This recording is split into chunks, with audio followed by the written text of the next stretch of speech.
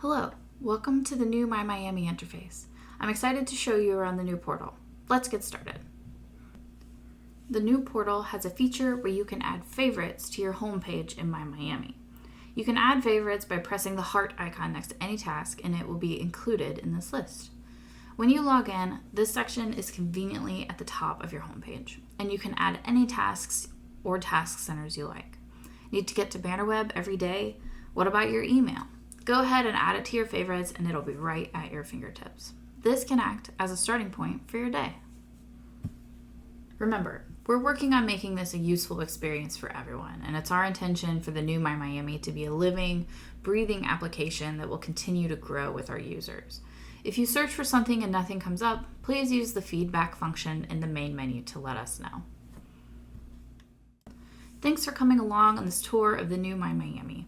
Check out the rest of our tutorial series for more information about the portal. Don't forget, if you have questions or need help, IT help is only a call or click away. Call 513-529-7900 or go to miamioh.edu/IT chat for 24/7 support.